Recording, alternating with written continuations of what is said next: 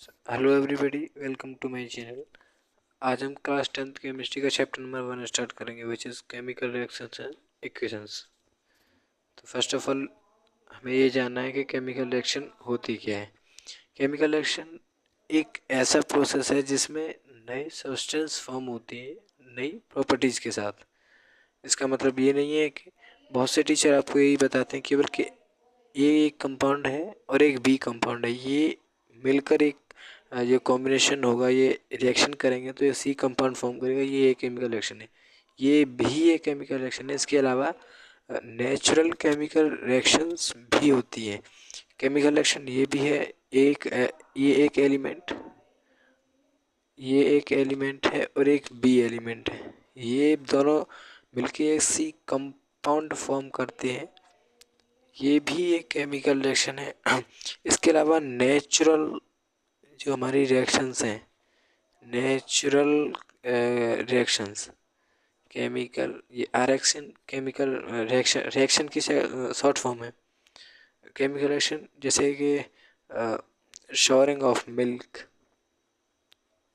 दूध का फटना, दूध फट जाता है ना, खट्टा हो जाता है, फट जाता है। या फिर respiration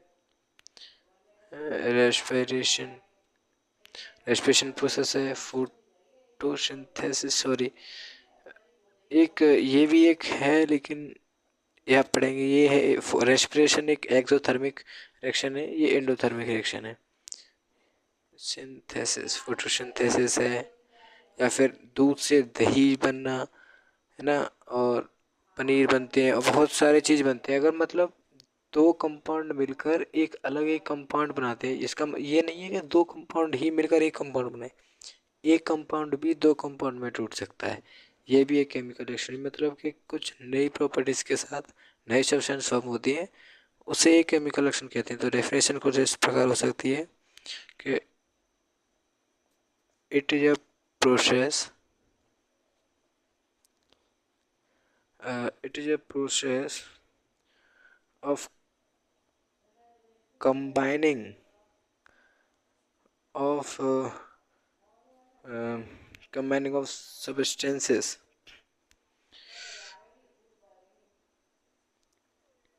and to form new substance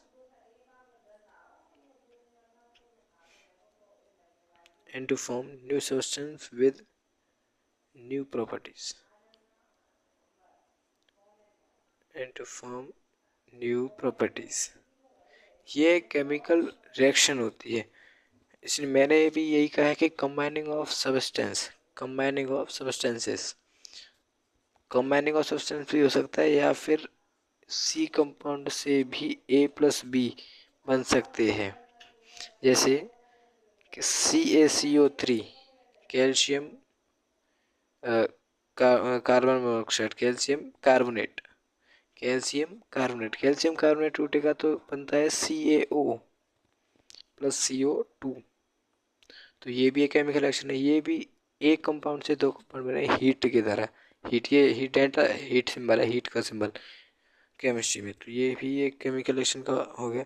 अब दूसरा एग्जांपल लेते हैं हम। दो कंपाउंड जब दो एलिमेंट जब मिलते हैं तब भी होती है Mg, मैग्नीशियम, और ऑक्सीजन O2, मैग्नीशियम ऑक्साइड बन जाएगी MgO। अब मैंने क्या कहा, नई प्रॉपर्टीज़ के साथ नए सब्सटेंस फॉर्म होते हैं। तो मैग्नीशियम जो था, यहाँ पे हमने मैग्नीशियम रिबन, जो लेबोरेटरी में कहीं किसी भी लेबोरेटरी में मिल जाता है, वो तो रिबन की फॉर्म में जो हमें मिलता है लेबोरेटरी में, रिबन की फॉर्म में था। ऑक्सीजन जो है ये एयर में ज़्यादातर। MgO फिर ये बनेगा वाइट पाउडर, एक पाउडर की फॉर्म में ये मिलेगा हमें, वाइट पाउडर की फॉर्म में। मैग्नीशियम ऑक्साइड जो है ये पाउडर की फॉर्म में मिलेगा, तो नया सब्सटेंस फॉर्म होगा नई प्रॉपर्टी के साथ। यहाँ पर रिबन की फॉर्म में था और एयर थी, ऑक्सीजन जो है ऑक्सीजन थी, और रिबन की फॉर्म था मैग्नीशियम। और जब मैग्नीशियम और ऑक्सीजन मिलकर नए कंपाउंड बनाया तो नई प्रॉपर्टीज़ मिली हमें कि वो सफ़ेद चूना मिला, वाइट पाउडर मिला। तो ये भी एक केमिकल रिएक्शन का ही एग्जांपल्स है। अब अब आते हैं एक से दो टर्म आते हैं कि एक रिएक्टेंट, ये ऊपर लेता हूँ, रिएक्टेंट और एक प्रोडक्ट। बहुत जो है आपने ये सुने होंगे, मतलब अभी आप स्टार्टिंग से स्कूल जा रहे हो, कुछ दिन अभी गए हैं, अभी तो शुरू हुआ है सेशन जो है 2023-24, तो अभी गए हैं स्कूल आप, तो बहुत टीचर शुरू किया होगा चैप्टर तो का होगा रिएक्टेंट, तब दो रिएक्टेंट रिएक्ट करके प्रोडक्ट बनाते हैं, ये भी ये केमिकल रिएक्शन होती है। तो रिएक्टेंट होता क्या है? रिएक्टेंट होता है जो उस केमिकल रिएक्शन में पार्टिसिपेट करते हैं पहले, कंबाइनिंग से होने से पहले, जैसे कि ए प्लस बी मिलकर सी कंपाउंड फॉर्म करते हैं। तो ये दोनों ने केमिकल रिएक्शन में जो है पार्टिसिपेट किया है, तो ये दोनों रिएक्टेंट हैं, रिएक्टेंट्स। और ये सी कंपाउंड फॉर्म हुआ तो सी क्या हो गया? प्रोडक्ट। प्रोडक्ट ये हो गया हमारा प्रोडक्ट, सी प्रोडक्ट हो गया। ये ध्यान रखना आप, जैसे कि इस रिएक्शन में Mg+O2 वाली रिएक्शन में MgO बना था, तो ये दो कंपाउंड, दो एलिमेंट तो जो है इन्होंने तो पार्टिसिपेट किया है, तो ये हो गए रिएक्टेंट्स। और ये कंपाउंड फॉर्म हुआ है तो ये क्या हो गया? प्रोडक्ट। ये समझ में आ गया रिएक्टेंट्स और प्रोडक्ट, ये समझ में आ गया। बहुत आसान है ये चैप्टर जो है, छोटा सा चैप्टर, ज़्यादा नहीं, 2-4 पेज, कुछ इतने पेज का, ये ज़्यादा नहीं है। और इसमें मैंने केमिकल रिएक्शन भी बता दिए। नेचुरल जो रिएक्शंस होती है, नेचुरल, इसका ये नहीं मतलब कि लेबोरेटरी में जो रिएक्शन होती है केवल वही केमिकल रिएक्शन होती है, केमिकल रिएक्शन नेचुरली भी होती है। मिल्क का, सॉरी, ये खाना पकता है, कैसे पकता है? जो है खाना पकाने के लिए गैस की ज़रूरत होती है, वो भी तो अलग से आती है ना, ये एयर, पेट्रोलियम, LPG, ये गैस निकाल जाती है, ये निकाल जाती है, इसमें भी केमिकल रिएक्शन होती है। और सबसे जो अच्छी केमिकल रिएक्शन आप आसपास दे सकती है, सबसे अच्छा जो है कि लोहे पर जंग लगना, rusting of iron. Rusting of iron में केमिकल रिएक्शन ये है, सबसे अच्छा उदाहरण, rusting of iron. Rusting of iron यानी लोहे पर जंग लगना, ये एक सबसे अच्छा उदाहरण है केमिकल रिएक्शन का, जंग लगना सबसे अच्छा एग्जांपल। लोहे पर लोहा, कभी देखा होगा आपको, लोहे का पाइप है, कुछ भी रख देती हैं आप बारिश में, तो उस पर कुछ देर रखा रही है तो उस पर जंग लग जाती है, ये भी एक केमिकल रिएक्शन का टाइप है, ये भी एक केमिकल रिएक्शन का एग्जांपल है। तो ये सब समझ में आ गया, reactant, product, rusting of iron. Balancing आगे हम सिखाएंगे। बैलेंसिंग से पहले एक लॉ होता है, लॉ ऑफ 9th क्लास में पढ़ा था, एंटोनी लेविजन जो है उन्होंने दिया था, law of conservation of mass.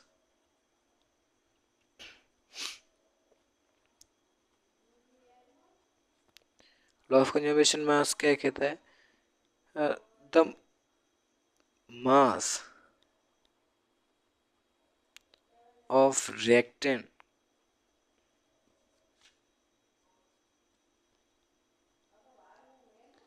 mass of reactant is always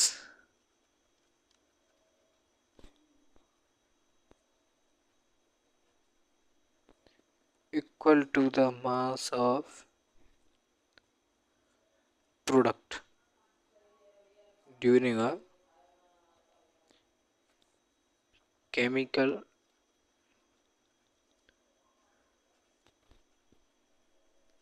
reaction। मतलब कि जो मास है रिएक्टेंट का मास है, यानी कि Mg और O2, ये जो दोनों रिएक्टेंट्स हैं इनका मास अगर मिलाएंगे तो MgO के मास के बराबर आएगा, ठीक है ना। जैसे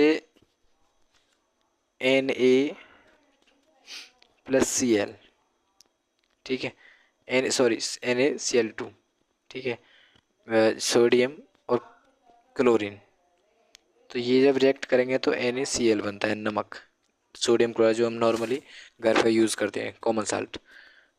तो हम सॉरी, अभी ये मैंने कर दिया बैलेंस। अभी सिखाएंगे बैलेंसिंग भी, जैसे balancing of a chemical reaction, ये सिखाएंगे अभी। Na का एटॉमिक नंबर कितना है? एटॉमिक नंबर है 11। एटॉमिक मास, मास कितना है सोडियम का? 22। तो सोडियम का हो गया 22 प्लस, क्लोरीन का कितना है? 17। 17 दूनी 34 और 35। 35 होता है मास जो है क्लोरीन का, 17 होता है आपका एटॉमिक नंबर जो है क्लोरीन का होता है 17। मास नंबर कितना है? मास नंबर है इसका 35। 35.5 भी होता है, 35 भी होता है, दोनों जो है वेरी करते हैं इसके मास। दो मास है इसके, 35.5 कॉमा 35। 35.5 और 35 दो मास हो सकते हैं, हम 35 ले रहे हैं इसमें। तो Na और Cl, इसमें क्या Na का कितना है? 22 प्लस Cl का कितना है? 35। ये ऐसे जुड़ेगा, ये मल्टीप्लाई नहीं होगा इसमें। 2 Na है, 2 Cl है, इंटू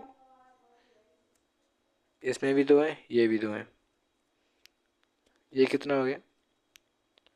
22 का गुणा 2, 22 दूनी 44, 35 दूनी 70। ये इक्वल होगा मास जो है 22 प्लस 35, सॉरी 22 और तो 22 दूनी 44, 35 दूनी 70। तो 44 और 70 114, ये 100 और ये भी 114। ये आपने देखा कि मास जो है दोनों का रिएक्शन के बाद भी सेम आया। तो ये हमारा लॉ ऑफ कंजर्वेशन ऑफ मास हमें बताता है। ये लॉ आगे काम आएगा। ये लॉ जो है, जो बैलेंसिंग केमिकल रिएक्शन इसीलिए होती है, बैलेंसिंग के law of conservation of mass follow करे। क्वेश्चन पूछ जाते हैं कि हम इक्वेशन को बैलेंस क्यों करते हैं, केमिकल रिएक्शन को बैलेंस क्यों करते हैं? इसीलिए की जाती है कि जो लॉ ऑफ कंजर्वेशन ऑफ मास है ये फॉलो हो सके, कि दोनों जो मास है, एटॉमिक मास, एक रिएक्शन होने के बाद भी रिएक्टेंट्स का भी मास और प्रोडक्ट का मास ये बराबर रहे, इसीलिए बैलेंस की जाती है केमिकल रिएक्शन। आगे देखते हैं।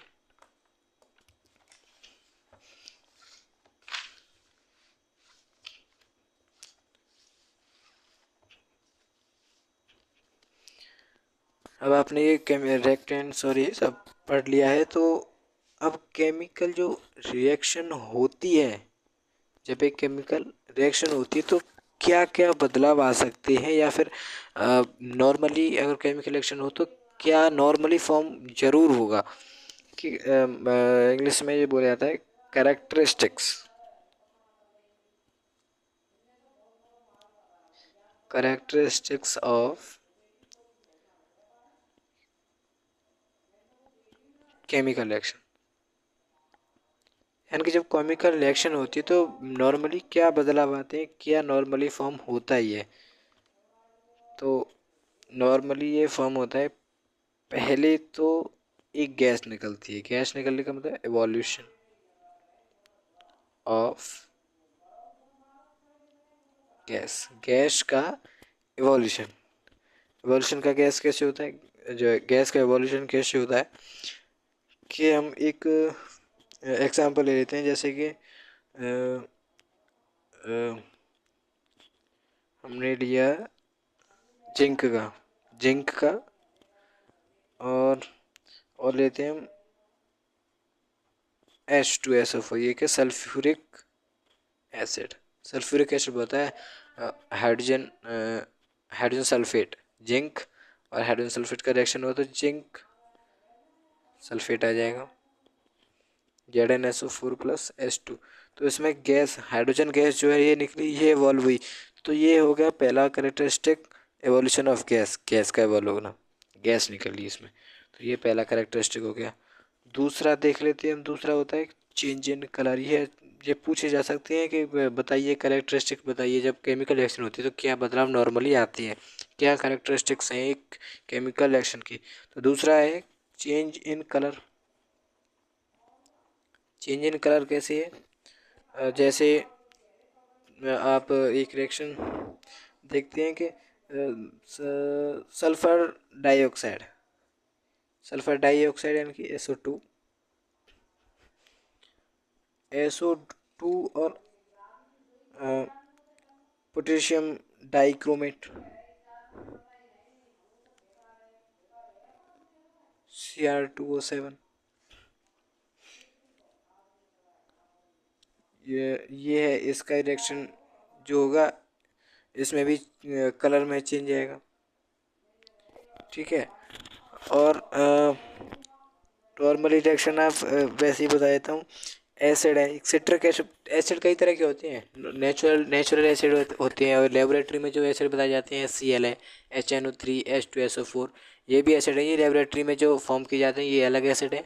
Natural acid citric acid, methanoic acid, और आपका टार्टरिक एसिड, बहुत है एसिड। तो कर्ड में जो पाया जाता है आपका एसिड टार्टरिक, सॉरी, जो कर्ड में भी एसिड पाया जाता है, और मिल्क में पाया जाता है एक मिलिक एसिड, मेलिक एसिड, MALIC, दूध में पाया जाता है। देखो ये याद रखना आप, मिल्क में जो एसिड पाया जाता है मेलिक एसिड। ये सेकंड चैप्टर की बात है वैसे तो, पर बता देता हूँ। मेलिक एसिड, मिल्क में मेलिक एसिड पाया जाता है। कलर में चेंज आता है इसमें। देखो जब हम रिएक्शन करते हैं, ZnSO4 की रिएक्शन है, ZnSO4 प्लस Fe, आयरन, और ZnSO4 की रिएक्शन, ये भी एक ZnSO4 और Fe की रिएक्शन कराते हैं जब हम, सॉरी, FeSO4 प्लस Zn, इसमें कोई रिएक्शन नहीं होगी, ये कोई रिएक्शन नहीं होगी, क्योंकि Zn जो है जिंक, और आयरन जो है, जिंक जो है रिएक्टिविटी सीरीज में ऊपर आता है, आयरन आता है नीचे, तो इसमें कोई रिएक्शन नहीं होगी, ये कोई बदलाव नहीं आएगा। रिएक्शन प्रॉपर रिएक्शन ये होगी FeSO4 plus Zn, zinc, zinc कैसे ले लेगा, ZnSO4 प्लस Fe। ये इसमें इसका कलर अलग था, इसका कलर आ गया। ये रिएक्शन है, अलग अलग रिएक्शंस हैं जो कि होती हैं। अब और है एक प्रेसिपिटेट फॉर्म होता है केमिकल रिएक्शन जब होती है तो। नॉर्मली जो है होते हैं formation of precipitate, formation of precipitate,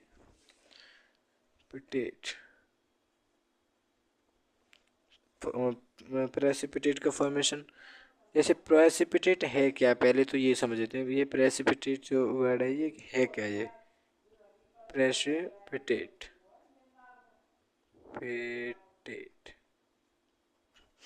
precipitate है ये कि ये एक इनसॉल्युबल पार्ट है, इनसॉल्युबल पार्ट मतलब ये घुलता नहीं है, पानी में नहीं घुल सकता है। ये जो प्रेसिपिटेट है ये पानी में नहीं घुल सकता है, ये एक इनसॉल्युबल प्रोडक्ट है। जब हम रिएक्शन कराते हैं पोटेशियम आयोडाइड की रिएक्शन कराते हैं, पोटेशियम आयोडाइड की रिएक्शन जब हम कराते हैं लेड नाइट्रेट के साथ, पोटेशियम आयोडाइड की रिएक्शन लेड नाइट्रेट के साथ जब कराते हैं तो हमें फॉर्म जो होता है ये होता है PbI2। ये क्या है PbI2, lead iodide, lead iodide, क्योंकि लेड आयोडाइड मिलता है। पोटेशियम जो है रिएक्टिविटी सीरीज में सबसे ऊपर है, इसीलिए ये जो पोटेशियम है ये NO3 के साथ मिलकर पोटेशियम नाइट्रेट बना लेगा, फॉर्मेशन KNO3, KNO3 ये बना लेगा। ये जो PbI2 है लेड आयोडाइड, ये हमें मिला येलो कलर का, येलो कलर का प्रेसिपिटेट मिला ये हमें एक। अब NCERT में एक एग्जांपल दे रखा है, मुझे याद नहीं है, कुछ ऐसा करके था, इसमें भी यही था, येलो कलर का दिखाया गया। इमेज आप देख सकते हैं, स्क्रीन पर आ रही होगी, देख लेना इमेज। ऐसा करके कुछ फॉर्मेशन होता है उसका, मुझे याद नहीं आ रहा है अब। और प्रेसिपिटेट का formation lead nitrate, potassium iodide and ये बन गए। और एक और रिएक्शन आप देख सकते हैं कि एक और मुझे ये याद करनी पड़ेगी, एक और रिएक्शन है बेरियम क्लोराइड की देख लो, बेरियम क्लोराइड और सल्फ्यूरिक एसिड। अब बेरियम सल्फेट हो जाएगा इसका, और HCl, HCl बन जाएगा, इसमें हाइड्रोक्लोरिक एसिड बन जाएगा और बेरियम सल्फेट बन जाएगा। इसमें भी ये भी वाइट कलर का PPT होगा, ये वाइट कलर का प्रेसिपिटेट हो जाएगा। ये पानी में नहीं घुलेगा, इनसॉल्युबल प्रोडक्ट है ये आपके हो गए 3 तरह के हमने बता दिए। चौथा जो है change in temperature, change in temperature, change in temperature, temperature में चेंज, टेम्परेचर में बदलाव। अब टेम्परेचर में बदलाव के तो 2 तरह के होते हैं टेम्परेचर के हिसाब से जो रिएक्शंस हैं, एंडोथर्मिक और एक्सोथर्मिक। अब 2 रिएक्शंस हो, वो रिएक्शन के टाइप में जब बताएंगे तब बताएंगे 2 है। अब हम बताते हैं टेम्परेचर में चेंज कैसे आता है। जब हम कैल्शियम ऑक्साइड की रिएक्शन हाइड्रोक्साइड वाटर से कराते हैं, हाइड्रोक्साइड से कराते हैं कैल्शियम ऑक्साइड की रिएक्शन, तो हमें मिलता है CaOH का होल ट्वाइस और हीट। अभी जब हमने रिएक्शन कराई थी तब हीट नहीं थी, है ना।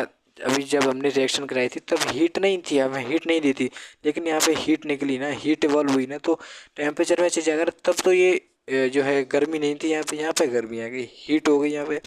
तो ये जो है आपका एक चेंज इन टेम्परेचर का ये जो है एग्जाम्पल हो गया। अब दूसरा एग्जाम्पल देख सकते हैं जिंक, जिंक का और सल्फ्यूरिक एसिड का। इसमें क्या हो गया, ZnSO4 प्लस H2। इसमें भी टेम्परेचर में जो जब हम रिएक्शन कराएंगे तो इसमें भी हीट निकलेगी प्लस हीट। तब हमने हीट नहीं दी थी यहाँ पे, पर यहाँ पे तो हीट निकली, तो टेम्परेचर में तो चेंज हुआ ना, टेम्परेचर चेंज हुआ। इसका ये मतलब नहीं है कि हीट ही निकलेगी बार बार, इसका मतलब ये थोड़ी ना है कि हीट निकलेगी बार बार। हीट हम पहले दे सकते हैं, बाद में भी ठंडा हो सकता है। जैसे हमने सबसे पहले एग्जांपल दिया था CaCO3 का, कैल्शियम कार्बोनेट का, तो इसमें हमने हीट दी थी डेल्टा, तो ये क्या बनाता है यहाँ पे CaO, calcium oxide plus carbon dioxide. इसमें तो हीट नहीं निकली ना, ये भी एक टेम्परेचर में चेंज हुआ ना, यहाँ पे ना ही ठंडा हुआ ना गर्म हुआ, लेकिन टेम्परेचर में तो चेंज है। यहाँ पे गर्मी दी थी हमने, यहाँ पे ठंड गर्मी नहीं मिली उतनी जो है ना, यहाँ पे ठंड हुई, मतलब टेम्परेचर में चेंज तो हुआ ना। तो ये भी एक रिएक्शन हो गया। अब एक है लास्ट में जो करेक्टरिस्टिक है स्टेट में चेंज, चेंज इन स्टेट, अवस्था में परिवर्तन। स्टेट तो आप जानते होंगे 3 तरह की स्टेट होती है, चेंज इन स्टेट, अवस्था में परिवर्तन। स्टेट में चेंज कैसे, जैसे स्टेट तो आप जानते हैं 3 तरह की होती है, लिक्विड, सॉलिड और गैस। अब वैसे 5 तरह की होती है, एक बोस-आइंस्टीन कंडेंसेट 9th में पढ़ा था वैसे BEC, और प्लाज्मा। 5 स्टेट होती है, लेकिन हम बेसिकली 3 लेके चलते हैं, लिक्विड, सॉलिड और गैस, सॉलिड, लिक्विड, गैस। अब चेंज हुआ है अवस्था में, स्टेट में। अब सबसे अच्छा एग्जाम्पल जो है चेंज इन स्टेट का, आप घर पे भी है, आप देख सकते हैं कि जब कैंडल जलाना, कैंडल, ये एक कैंडल है मान लीजिए, ड्राइंग तो नहीं है अच्छे तरह पर, कोशिश कर रहे हैं पर, ये मान लीजिए एक कैंडल है, तो अब हमने इसमें आग जलाई, ये आग जला दी, तो ये धीरे धीरे धीरे धीरे करके वैक्स जो है इसका इसका जो वो था वो पिघलने लग जाएगा, ये साइड से निकलने लग जाएगा, ऐसे ऐसे करके ये जो है निकलने लग जाएगा, ये साइड से निकलने लग जाएगा। तो ये भी एक अवस्था में परिवर्तन होना, वो लिक्विड की फॉर्म में चला गया। यहाँ पे ये सॉलिड था, ये वैक्स जो है, ये जो कैंडल का वैक्स था ये यहाँ पे सॉलिड था, यहाँ पे लिक्विड, लिक्विड नहीं, ये प्लाज्मा के स्टेट में चला गया थोड़ा थोड़ा, कुछ प्लाज्मा, ये लिक्विड लेकिन कहते हैं, तो ये इसके स्टेट में चला गया। अब एक एग्जांपल ले लेते हैं उसका, जैसे कि आप कहेंगे कि इसका मतलब ये है कि मतलब एक ही हर बार एक ही जो है होगा। जैसे मैंने बताया कि इवोल्यूशन ऑफ गैस है, change in colour, formation of precipitate, temperature में चेंज, स्टेट में चेंज, तो ये एक ही रिएक्शन में एक ही चेंज हो सकता है, नहीं दो चेंज भी हो सकती है। जैसे कि एक किसी रिएक्शन, जैसे हमने जिंक की रिएक्शन अभी बताई थी, जिंक की रिएक्शन सल्फ्यूरिक एसिड के साथ, सल्फ्यूरिक एसिड का H2SO4 के साथ करेंगे तो इसमें क्या हुआ, ZnSO4 प्लस H2, है ना। इसमें ये तो टेम्परेचर हीट निकली, इसमें टेम्परेचर में रहा, इस बार टेम्परेचर बढ़ा और एक इवोल्यूशन ऑफ गैस हुआ। इसमें दो ही ना, दो रिएक्शन जो है करेक्टरिस्टिक एक ही रिएक्शन में आई, तो ऐसा भी हो सकता है। अब एक और एग्जांपल ले सकते हैं, सिमिलर एग्जांपल इसका पोटेशियम आयोडाइड का KI का पोटेशियम आयोडाइड का लिया था और लेड नाइट्रेट का PbNO3 का होल ट्वाइस इसका लिया था एग्जांपल। तो इसमें क्या आया था कि KNO3 प्लस PbI2 ये हमने लिया था। अब इसमें जो जो आपका लेड आयोडाइड है, ये येलो कलर का प्रेसिपिटेट जो हमने बताया था, येलो कलर का प्रेसिपिटेट फॉर्म हुआ, ये प्रेसिपिटेट का फॉर्मेशन हो गया। एक तो येलो कलर का जो है फॉर्मेशन हो गया, प्रेसिपिटेट तो हो गया ये, एक तो प्रेसिपिटेट है ये प्रेसिपिटेट, और ये येलो कलर का भी है एक तो दो चेंज हो गए ना, एक ही रिएक्शन में दो चेंज, एक कलर में चेंज, एक प्रेसिपिटेट का फॉर्मेशन हो गया, दो चेंज हो गए।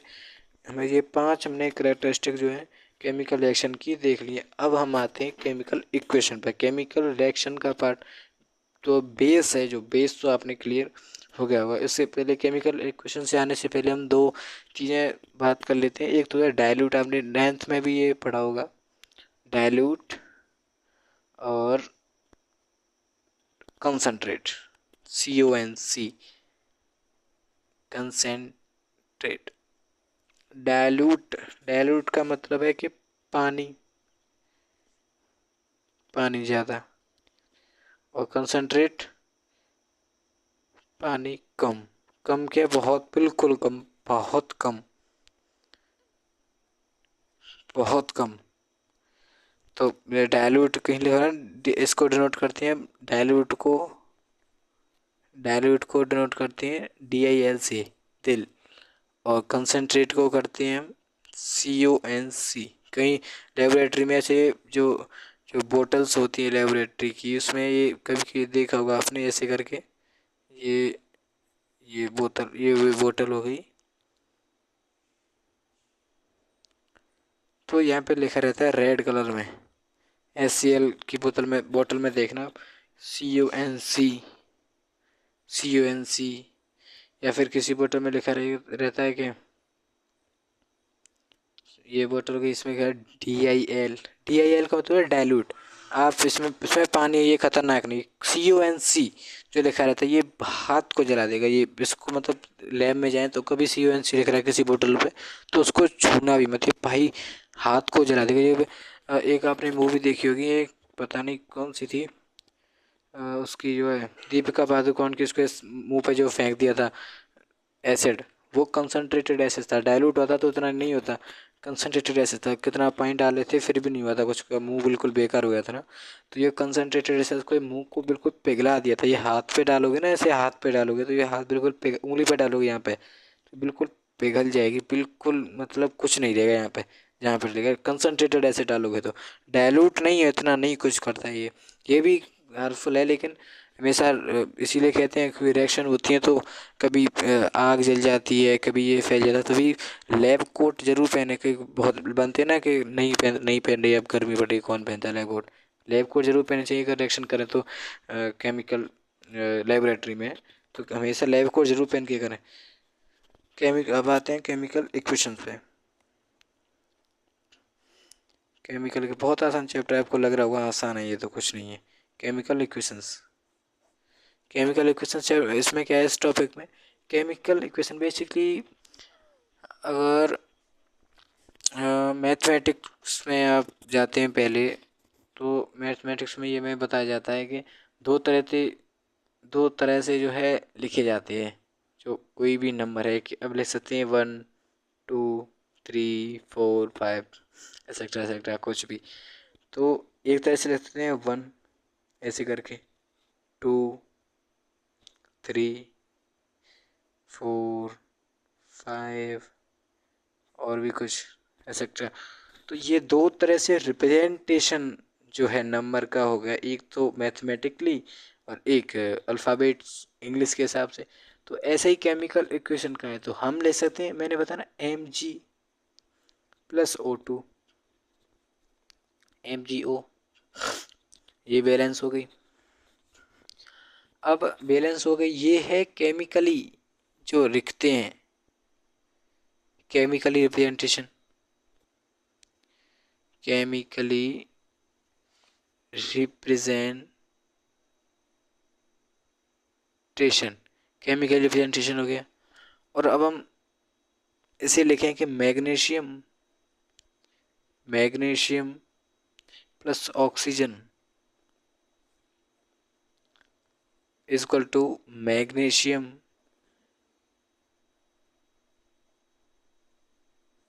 ऑक्साइड। ये इंग्लिश, ये हम लिखे तो रिप्रेजेंटेशन ऑफ, तो डेफिनेशन बन जाएगी representation, representation of a chemical equation, a chemical reaction, एक केमिकल रिएक्शन का representation with the help of, with the help of symbols, है ना, ऐसे कहते हैं केमिकल इक्वेशन।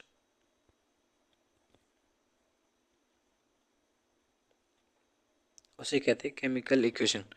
तो एक रिएक्शन का एक सिंबल्स की मदद से फॉर्मूलेज की मदद से रिप्रेजेंटेशन, ये केमिकल इक्वेशन कुछ नहीं है, बस ZnSO4, ये हमने लिखा है example, ZnSO4 plus H2 Zn plus H2SO4। अब ये देखिए मैंने क्या, ये जो एरो है ये उल्टा लगा है, यानी कि इधर रिएक्शन हुई है। ये एरो पर ध्यान देना है, बिल्कुल ज़रूर, बहुत ज़रूरी है। ये जिधर ये एरो होगा ना, उधर की साइड में जिधर ये एरो ये करेगा, ये जो है ये इधर होगा, ये इधर का, तो उसके आगे जो ये सब्सटेंस होंगे, ये कंपाउंड है, जो ये एक हाइड्रोजन गैस है जो निकली है, ये प्रोडक्ट होगा, ये होगा आपका रिएक्टेंट्स। ये दोनों रिएक्टेंट्स होंगे, ये ध्यान रखना है, उल्टा भी हो सकता है कभी भी। ZnSO4 H2 हो गया जी। ये रिएक्टेंट्स हैं, मैं लिख देता हूँ, ये रिएक्टेंट्स हैं। ज़रूरी नहीं है कि लेफ्ट हैंड साइड में जो होते हैं वही रिएक्टेंट्स हैं। रिएक्टेंट्स एक बोर्ड में बहुत दिया जाता है, ये रिएक्टेंट्स, ये प्रोडक्ट, ये हो गया रिएक्टेंट्स। आप जानते हैं कंबाइन जो रिएक्ट करते हैं, ये रिएक्टेंट्स हो गए, ये प्रोडक्ट हो गए। अब आती है बात बैलेंसिंग पर, कि बैलेंस केमिकल जो इक्वेशन होती है ये क्या होती है, बैलेंस और अनबैलेंस। पहले करते हैं बैलेंस केमिकल रिएक्शन, आगे से शुरू कर, चलो यहीं से। Balanced and unbalanced chemical equation, balance और अनबैलेंस केमिकल इक्वेशन। अब ये क्या है, बैलेंस केमिकल इक्वेशन तो मैंने बता ही दी है। जैसे मैंने बताया था नमक, सबसे अच्छा जो एग्जांपल ये लगता है मुझे तो NaCl का, Na+Cl2, NaCl। अब इसमें अगर हम देखते हैं कि Na का ये मास था हमारा था 22, इसका हम 35 लेके चलते हैं, केमिकल रिएक्शन में 35 लेके चलते हैं, वैसे दो मास होते हैं 35.5 और 35, इसका हम 35 लेके चलते हैं। अब 2 क्लोरीन है तो 2 हो जाएंगे, ये Na का 22, ये 35, तो ये कितना होगा 100, तो ये 114 था शायद मेरे हिसाब से, ये सॉरी 114 नहीं, बानवे नहीं, 70 और 22, 92 था, मैं कह रहा 92 इधर हो गया लेफ्ट हैंड साइड में, और इधर प्रोडक्ट की साइड में कितना हो गया ये 35 और 22, 57। तो ये तो इक्वल नहीं है ना, ये मास इक्वल नहीं है ना।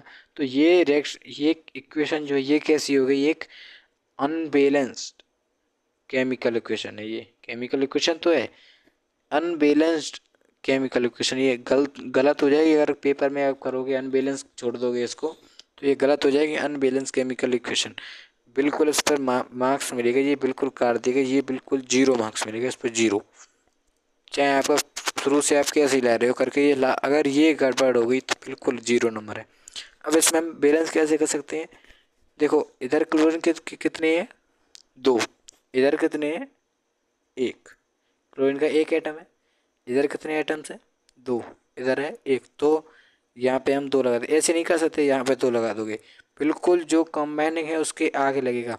अब देखो Na कितना है, 1 एटम है, Na का कितने हैं 2 एटम, तो यहाँ पे 2 एटम हो गए, 2 एटम सोडियम के, 2 एटम सोडियम के, 2 क्लोरीन के एटम है, 2 क्लोरीन के एटम है, मल्टीप्लाई होता है इसमें, प्लस नहीं है कि 2 क्लोरीन एटम ऐसे, ठीक है।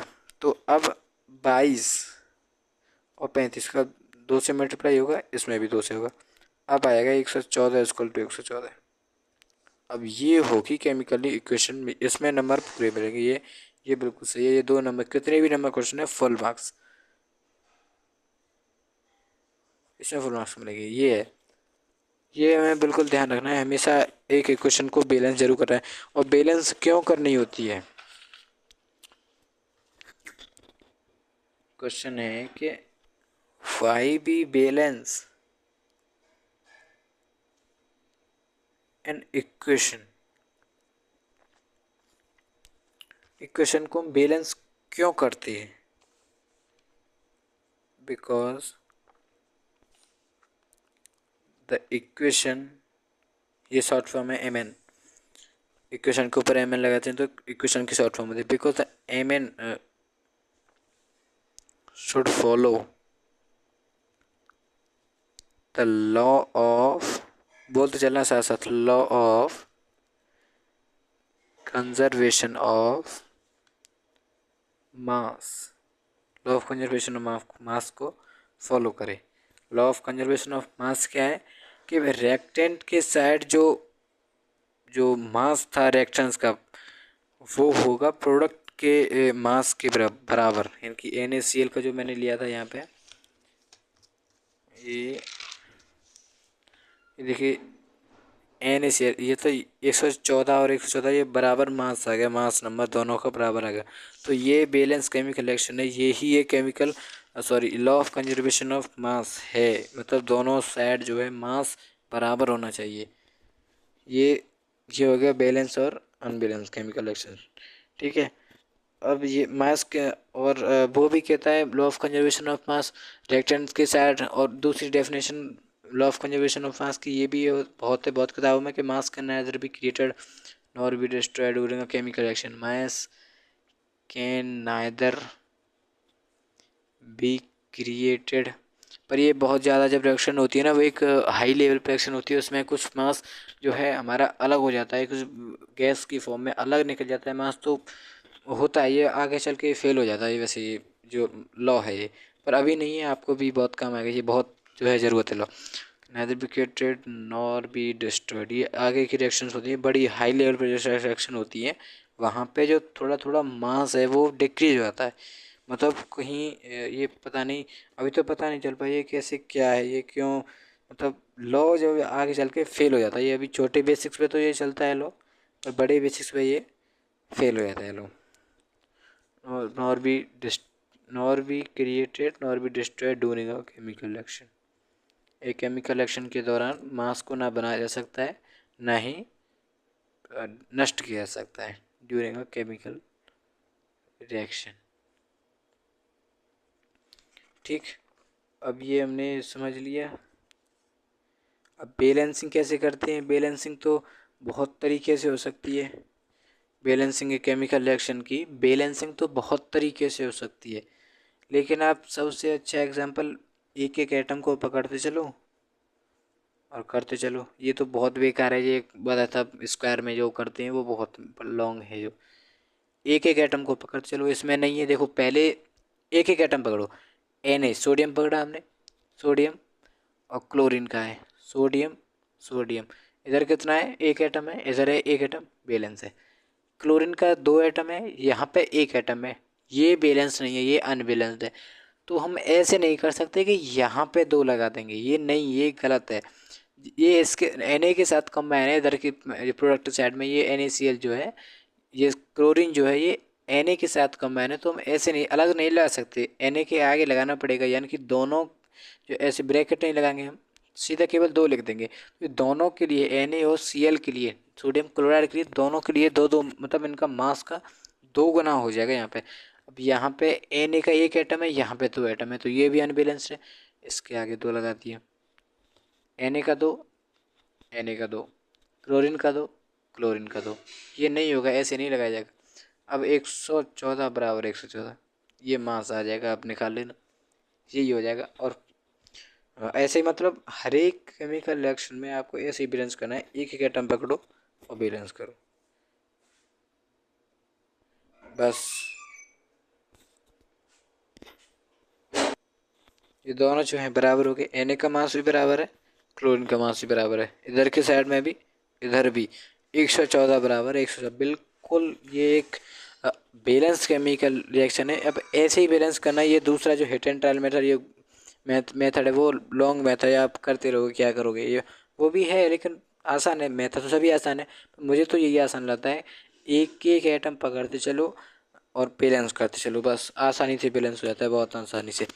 अब बात आती है कि हम एक इक्वेशन को मोर इन्फॉर्मेटिव, यानी कि लगे कि हाँ अच्छे बच्चे ने लिखी है भाई ये रिएक्शन, तो उसमें हम एडिटिंग कर सकते हैं। इस रिएक्शन में भी एडिटिंग और कर सकते हैं, जैसे कि इसकी स्टेट बताकर हम, है ना, स्टेट को बताकर।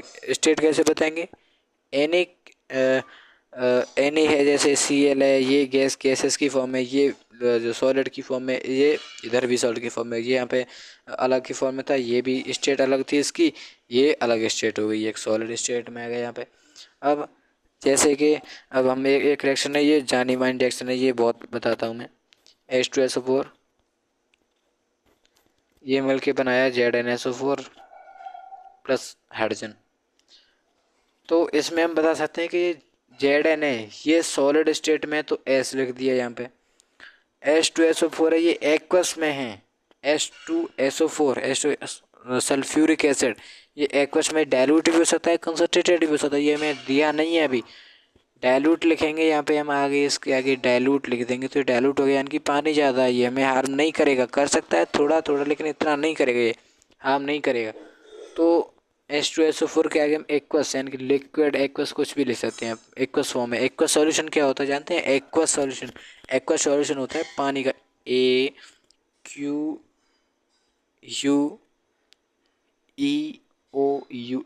Aqueous solution. एक्वस सॉल्यूशन का मतलब होता है वाटर, वाटर सॉल्यूशन। ये एक्वस सॉल्यूशन वाटर सॉल्यूशन एक ही बात होती है, एक्वस सॉल्यूशन इसका तो वाटर सॉल्यूशन एक ही बात है, ये स्पेलिंग याद करना, मैं भी भूल गया था अभी। एक्वस सॉल्यूशन वाटर सॉल्यूशन एक ही बात है। अब इधर था हमें एक्वस, इधर था जिंक सॉलिड, और इधर जिंक सल्फेट के साथ मिल जाएगा तो एक्वस में आ जाएगा, वाटर सॉल्यूशन हो गया। ये 4 है, ये SO4 एक्वस हो जाएगा। हाइड्रोजन गैस एक एसिड की फॉर्म में हो जाएगी। ऐसे ही कैल्शियम हाइड्रोक्साइड और कार्बन डाइऑक्साइड जब रिएक्शन कराएंगे तो क्या मिलता है, Ca और CO3, CaCO3 प्लस पानी मिलता है H2O।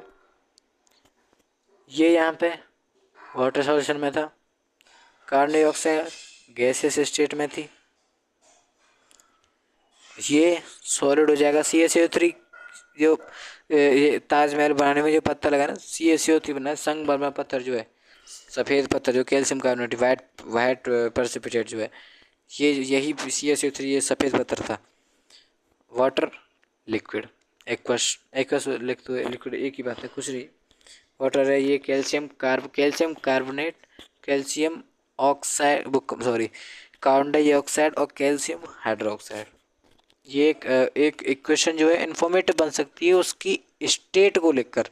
एक अगर केमिकल रिएक्शन को हम इन्फॉर्मेटिव ज़्यादा बनाना चाहें तो हम उसकी स्टेट को ले सकते हैं, उसकी अवस्था को ले सकते हैं कि वो एक्वस में है, सॉलिड है, गैस है, गैसेस में है, सॉलिड में है या लिक्विड में है, एक्वस में है। ये हम लिखकर उसके जो ब्रैकेट में साइड में, तो उसको हम एक इक्वेशन को मोर इन्फॉर्मेटिव बना सकते हैं। ऐसे ही बहुत सारे जो है हमारे आपके रिएक्शंस हैं, जैसे C+O2, CO2 प्लस हीट निकलेगी इसमें, कार्बन डाइऑक्साइड सॉलिड में था, ऑक्सीजन गैस स्टेट में गैस ही है और ये भी गैसेस में, हीट तो हीट है ही। अब CH4 मीथेन, मीथेन गैस का हम ऑक्सीजन के साथ रिएक्शन करेंगे तो कार्बन डाइऑक्साइड निकलेगी। हमेशा ये कमर्शियल रिएक्शन हो गई, कार्बन कंपाउंड के एक ऑक्सीजन के साथ रिएक्शन होती है तो कार्बन डाइऑक्साइड वाटर और हीट एनर्जी या फिर एनर्जी निकलती है साइड में, वाटर मतलब कार्बन डाइऑक्साइड, वाटर और एनर्जी, यहाँ पे हीट एनर्जी हीट के फॉर्म में निकलेगी, हीट प्लस एनर्जी निकलती है। अब CH4 क्या थी, ये गैस थी, गैसेस स्टेट में हो गई, ये भी एक गैसेस स्टेट में है, ये भी गैस है, ये एक सॉल्यूशन है, लिक्विड सॉल्यूशन है। ठीक है, ऐसे ही बहुत सारे जो है आपके बहुत सारे जो है एग्जाम्पल हो सकते हैं, बहुत बहुत बहुत एग्जाम्पल होते हैं, क्योंकि बहुत कंपाउंड है। सबसे ज़्यादा कंपाउंड हो सकते हैं कार्बन के कंपाउंड ऑक्सीजन का रिएक्शन कराते हैं तो कार्बन डाइऑक्साइड, हाइड्रोजन और हीट, ये आपको ये पता होना चाहिए बिल्कुल। ये चैप्टर नंबर 4 में है, ये carbon and its compound chapter में ये बात है। कम्बशन रिएक्शन और आपकी एडिशन, सब्स्टिट्यूशन रिएक्शन, बहुत सारे रिएक्शंस हैं, आप चैप्टर नंबर 4 में पढ़ेंगे उसको हम। अब टाइप्स ऑफ रिएक्शन की बात कर लेते हैं हम हीट के बेसिस पर। तो दो तरह की, 2 टाइप्स ऑफ केमिकल रिएक्शन से, केमिकल रिएक्शन 2 टाइप्स की होती है बेसिकली। तो केमिकल रिएक्शन हीट के बेसिस पर, और वैसे तो 4 होती हैं केमिकल रिएक्शन, 4 नहीं 5 भी हो सकती है, रेडॉक्स भी होती है एक, ये अलग अलग रिएक्शन है। ऑक्सीडेशन रिएक्शन, ये रिएक्शंस हैं अभी। 2 टाइप्स ऑफ केमिकल रिएक्शन, 2 तरह की केमिकल रिएक्शन है। 2 तरह की केमिकल रिएक्शन होती है, कौन सी है? पहली रिएक्शन है हमारी इंडोथर्मिक,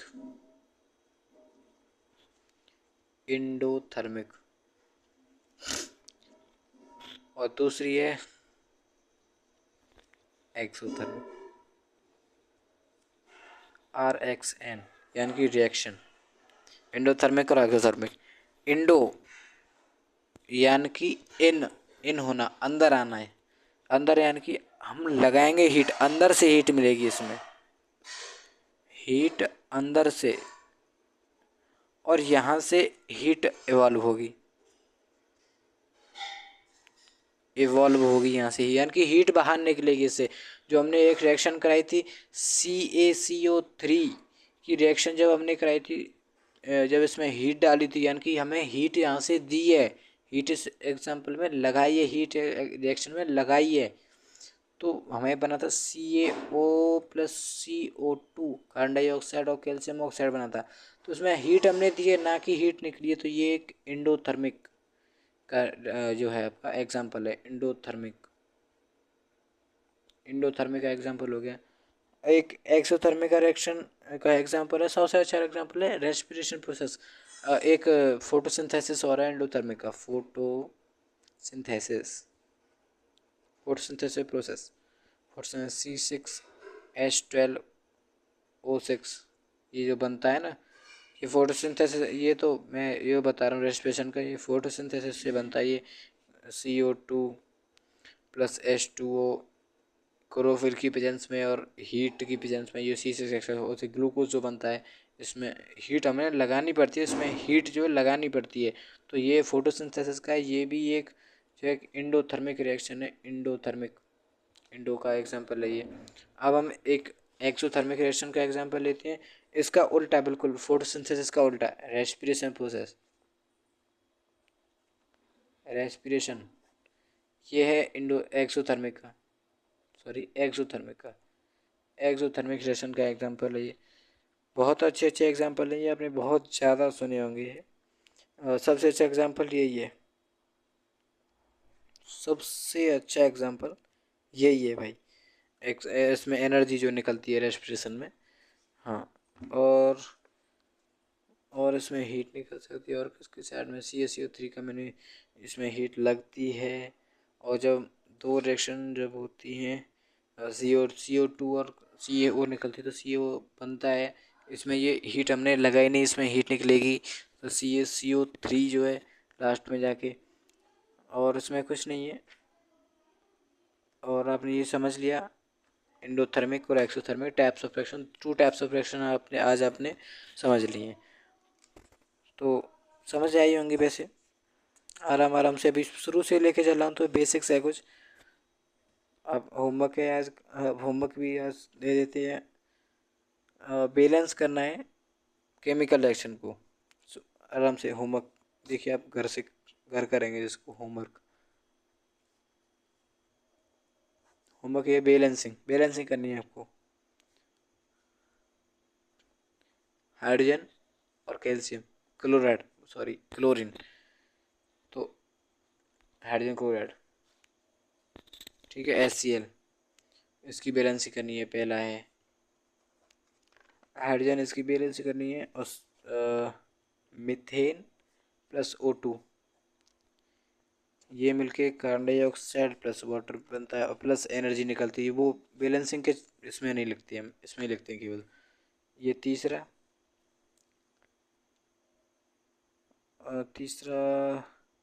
और दे सकते हैं हम क्या, और यार Fe प्लस H2O, Fe3O4।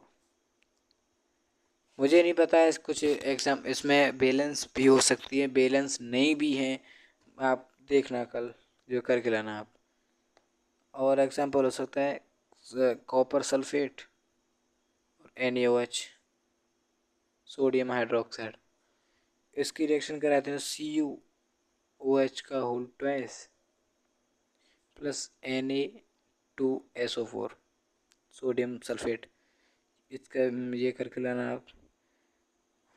और हो सकती हैं, और और कितने हो गए, ये 4 हो गए, 4 है। एक रिएक्शन है Na plus H2O, NaOH plus H2, ये आप करके लाना। छठवीं है मैग्नीशियम प्लस ऑक्सीजन की,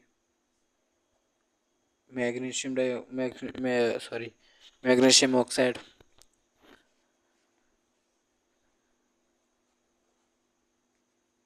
एल्यूमिनियम हाइड्रोक्साइड, थ्राइस है इसका, ये जो है ये अलग बनती है, Al2O3 प्लस H2O, इसकी बैलेंस करना।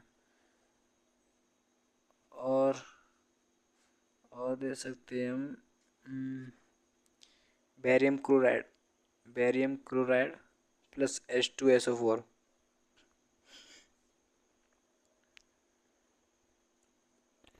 बैरियम क्लोराइड और H2SO4 प्लस HCl। सॉरी दोस्तों, मैंने यहाँ पर एग्जांपल दिया था एक बैरियम क्लोराइड का, यहाँ पे जो मुझे याद नहीं रहा, 2 लगाना, ये 2 आएगा यहाँ पे बैरियम क्लोराइड का। ये इसकी बैलेंस 2 होती है ना, ये 2 आएगा यहाँ पे। मुझे याद नहीं रहा, मुझे पता था, ध्यान नहीं रहा मुझे 2 लगाने का। और सोडियम हाइड्रोक्साइड प्लस H2SO4,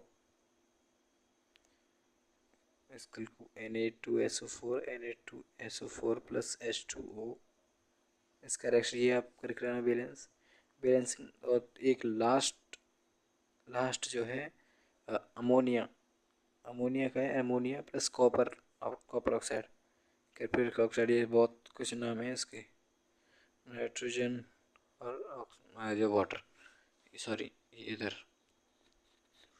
ये है आपका होमवर्क, बैलेंसिंग करनी है आपको इसमें बस।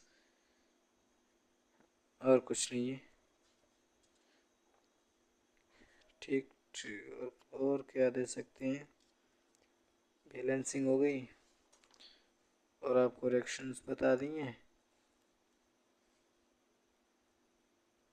और कुछ नहीं है। तो ठीक है दोस्तों, आज के लिए बस इतना ही। बाकी का कल वीडियो में स्टार्ट करेंगे। कल से स्टार्ट करेंगे हम types of reactions. Types of reactions कल स्टार्ट करेंगे। रिएक्शन के टाइप्स।